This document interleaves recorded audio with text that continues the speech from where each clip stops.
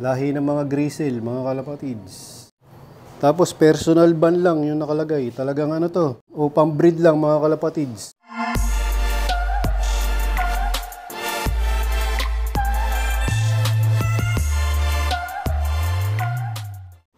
Welcome back mga kalapatids. Time check 8:53 AM. Magpapakawala nga kami ng aming mga young bird. Papalabasin namin tong mga young bird namin, mga kalapatids, para maka-exercise. Bale, pinaghihiwalay nga namin yung aming mga young bird. Hindi namin sinasabay yung mga bata dito sa mga rumoronda na. Ayan, ito yung mga nagre-ranging na o rumoronda na young bird namin. Tapos ito yung mga bagong tinuturuan namin. Hindi nga namin sila pinagsasabay, mga kalapatids. Kasi nga hindi pa mga nagliliparan to. Pumipitik-pitik pa lang o nagsusubok-subok pa lang na lumipad, mga kalapatids. Hiwalay ang oras ng pagpapalabas namin sa kanila. Bale, nilagyan nga namin ang palatandaan itong mga mas bata para hindi kami malito. Delikado nga, baka mapasama dito sa aming mga lumilipad na. Medyo matrabaho lang kasi nga isa-isang ihiwalay ito. Mga bagong tinuturuan, isa-isang huhulihin para ilagay dito sa kabilang kulungan. Bale, ito nga yung panahon dito sa amin ngayon, mga kalapatids. Makulimlim. Natatabunan ng ulap yung araw. Time check 8:58 AM. Abasin na natin ito, mga kalapatids.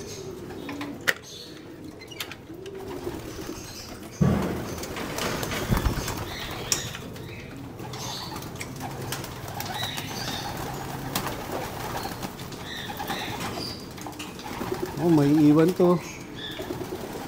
Bagal lumabas. Ayun na. Yung mga nauna lumabas.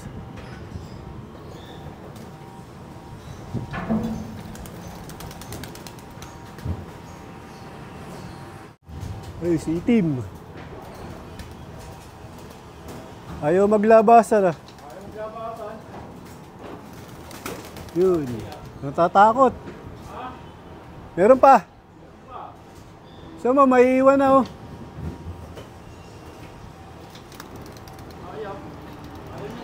Ay, ano to? Young bird pala to isa, nakaitim oh. Kayari. Ayan o, itim na tape. Red bar. Ano, old bird, naka. Patay. May nakalimutan kami isa. Ayun, yung red bar. Nasama? Yun, napasama. Ayaw pala kayo lumabas. Ayun na. Taas na. Pwede isa naiwan to. Ayun o. Ano yan o? Young bird yan, ayun, may palatandaan na ano. Hindi yun lahat yung ibon. Andito. Ayun na ibon namin. Sana wag sumama. Hindi namin napansin. Yun yung ano, delikado. Sa pagpapakawala, dapat talaga ano, dino-double check. May nakalabas na isa. Nakakalito kasi mga kalapatids, halos magkakasilaki na sila. Tapos wala na silang dilaw na balahibo sa mga ulo nila. Sana lang wag nang lumipad tong red bar na to. Pero ano lang yan, fancier's band o single band. Hindi siya super set. So yun, habang inaantay namin rumonda o lumipad yung mga ibon namin, mga kalapatids, dito muna kami sa colony. Dito naman sa breeder namin dito sa colony, mga kalapatids. Okay pa rin yung mga binibreed namin dito o yung mga nakabreed namin dito. Ayan, kasalukuyang nagsusubo. Bali, ito na yung ano, mga natirang mga inakay namin. Yung iba nandun na sa kabila sa young bird loop.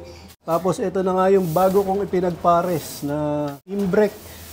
Bali, yung red bar dyan, mga kalapatids, yung anak ni Buffalo na imbrek. Tapos itong checkered ay MacArthur finisher namin yan, mga kalapatids. Bali, ano to, imbrek cross sa 588. Bali, kalahi din nung ano yan, nung red bar niyan. Yan, nung kapares niya, nung Buffalo. Tapos ito pa yung ibang breeder namin. Mga pahabol na lang to, mga kalapatids. Iba gagawin naming pang-stock. Yun nga, gaya ng sinabi ko nung last video ko, mga ano yan.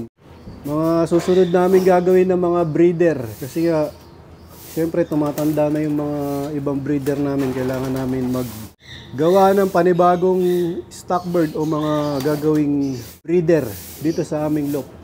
Tapos ito yung itsura ng mga inakay namin mga kalapatid. Siguro pang-apat na clutch na to. Dito sa parisan na to, itong number 20. Ang lalaki pa rin ng mga inakay niya mga kalapatid. Tapos ito yung parisan ni 8 Mac at saka ni Posca. Bali yung itlog nga nito mga kalapatids, pinapayaya ko para mabilis yung production. Kasi nga, ito si Posca ay ipaparis ko pa sa ibang barako o sa ibang kak. Bali, huling set na ng itlog nila dito kay 8 Mac. Paparis ko siya sa ibang barako naman. Tapos, dito naman sa mga pinaris namin dito sa loob ng ibunan mga kalapatids. Bali, binaklas ko na yung asawa ni Bulak o pinagpahinga ko muna yung asawa ni Bulak. Ganon din tong asawa ni Itim mga kalapatids, yung golden. Nilagay ko muna doon sa stock hen para makapagpahinga. Kasi nga matagal na rin silang mga nakapares. Siyempre kailangan nilang magpahinga. Para sa susunod na breeding, maganda yung ilabas nilang mga inakay. Tapos ito nga yan nabanggit ko nung nakaraang video mga kalapatids, yung bago naming ibon. Lahi ng mga grizzle mga kalapatids. Tapos personal ban lang yung nakalagay. Talagang ano to, pang-stock lang o pang-breed lang mga kalapatids. Bali itong ibon na to mga kalapatids, bigay sa akin ni Idol Barkley Miguel Rodriguez ng Pampanga. Kilala nga siya sa mga lahi ng grizzle.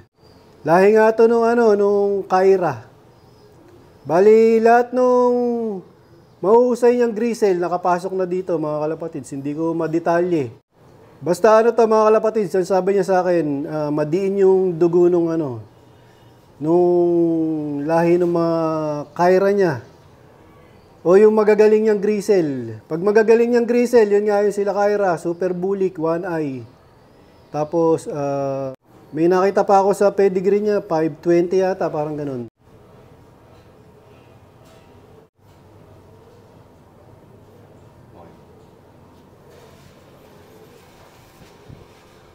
Ito na yung mga ibon ko, mga kalapatids. Galing sa ranging. Time check, 9:49 AM. Ito yung iba, bumaba na. Mga naunang bumaba to mga kalapatids. Tapos yung aksidenteng nakawala na young bird, buti nandun pa. Oh. Sana wag umalis. Ayun, yung ibon ko mga kalapatids. Umiikot pa. Mamaya, papasalubungan natin yan ng kalapatids breeder mix ni Boss Ronald Gonzales. Ito pa rin, rumoronda pa rin sila mga kalapatids.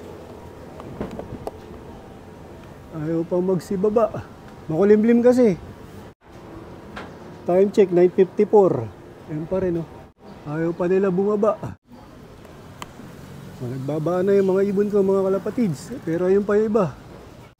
Bale, napapasok ko na nga yung mga pinaronda ko kanina mga kalapatids. Siyempre, binigyan ko yan ng kalapatids breeder mix ni Boss Ronald Gonzales. Tapos naglalagay nga ako dito ng patuka para makita nila galing dun sa landing board. Mabilis sila magsipasok. Yung aksidenteng napakawalan kanina mga kalapatids, ayun napapasok ko na rin. Ayun siya mga kalapatids, ayun. Ayan, napapasok ko na. Dito ko natatapusin ang video ko para sa araw na to. Please like, share, comment, subscribe. Keep safe. God bless. Ingat mga kalapatids.